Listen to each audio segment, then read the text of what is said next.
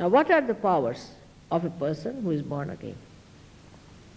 First of all, such a person is a tranquil, peaceful person. He becomes automatically righteous. Automatically. I don't have to tell you, don't do this and don't do that. That's finished now with Moses. No more of that. As soon as you become the Spirit, you just give up all those things that are destructive for us. Automatically. No pressures are needed. No goading is needed. Nothing of the kind. Automatically, because the Spirit is the light, you get your enlightenment. Supposing I am holding a snake in my hand and it's not light. Somebody tells me it's a snake, I'll say, no, it's a rope. I'm holding on to a rope. But when there is a light, I just drop it. In a simple way. Nobody has to tell me, I see the light, and it drops out. In the same way, you are an enlightened person.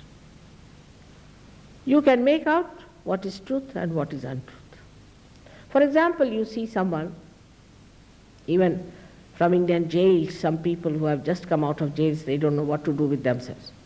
So they walk out with saffron clothes to Germany, maybe to Australia also, and they become great Babajis here. Now these great Babajis sit on some of the important places in the city, and everybody is surrounding them, giving them money, giving them their lives, you see, all big talk of love going on and everything. Is he a realized soul or not? How will you find out? You don't know whether he is a realized soul or not.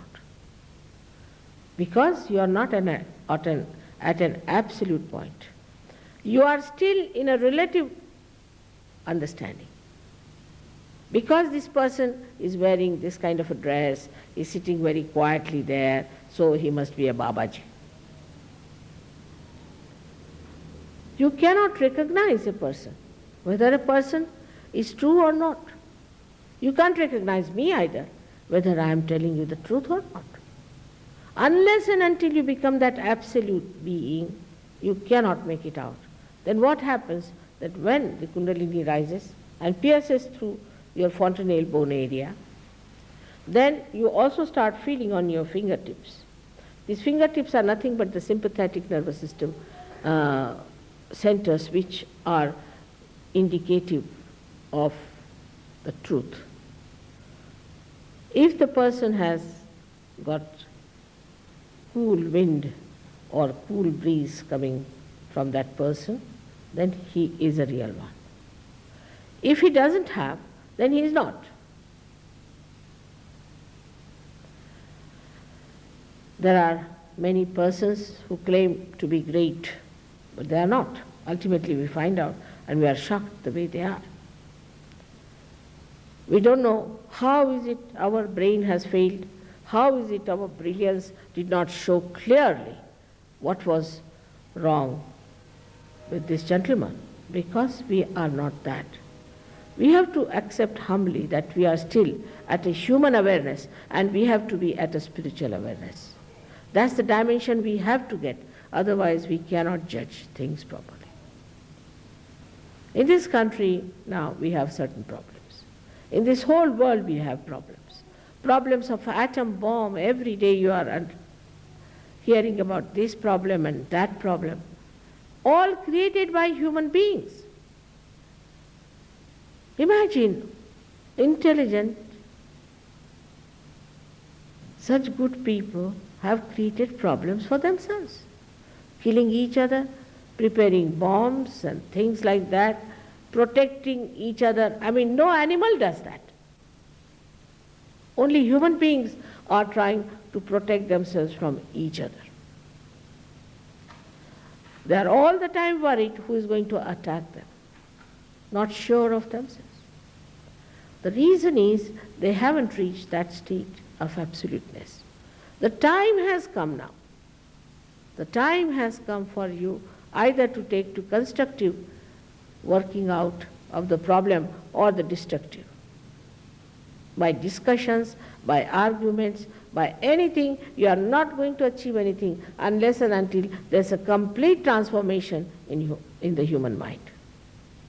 And transformation is only possible when you become the spirit, because spirit is the universal being within you. And you become collectively conscious means you start universally feeling. You just start feeling another person on your fingertips. And if you know how to correct it, you have corrected that person.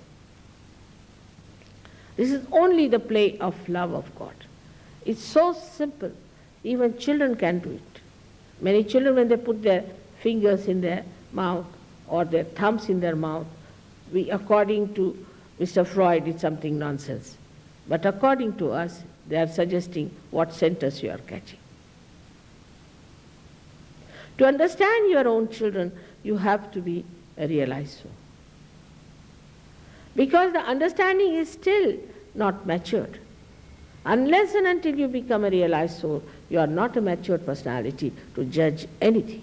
At that level, whatever you judge will have another point of view. You can take 10 small children who are realized souls. We have many like that.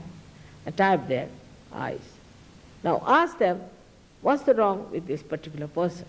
They will all raise one finger, meaning this, or this finger. If this finger means that person feels guilty for nothing at all, is the Vishuddhi on the left-hand side, or the right means he talks too much and he has problems here.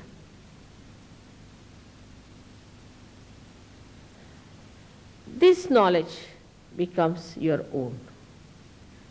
This is one of the powers I have described to you, that you feel the collective consciousness within yourself. Whatever you achieve in your evolution is a living process. It is not a dead process. It's a living process by which your central nervous system can feel what is around you, what is within you. What you call the parasympathetic nervous system gets activated. And you can understand the parasympathetic, while if there are any doctors, they'll tell you that they don't know much about parasympathetic. Now, all these things happen to you, and even if you are a child, you can manage the show. The second power you get is that you can raise the kundalini of another person. Like one enlightened light can enlighten another person. But we cannot deal with people who are nasty, who are superficial, who are stupid, not meant for that. It is meant for people who are seekers, who are intense. They are the chosen ones, and they are called as seekers nowadays. They might be drug addicts, or they might be anything. Doesn't matter. They have been truly seeking, they have taken something wrong as right, or they might have done some mistakes. Doesn't matter. Everything is forgiven. They will get what they want, because they have been intensely seeking, truly wanting to be the spirit. This is the pure desire of the person that works out. Not a person who is just wanting it for the sake of some sort of a selfish or some sort of a power-oriented ideas. Now the third power one he gets is this, that a person becomes absolutely dynamic. He works very hard, he never feels tired. He can do things which he has never done before. I know of somebody who has never done anything artistic. Suddenly he started painting. I know another one who has never known what is poetry because he is a chartered accountant. He has been dealing with money all the time. Suddenly he started writing poetry, that too in Urdu language, which is such a difficulty. Such dynamism one develops.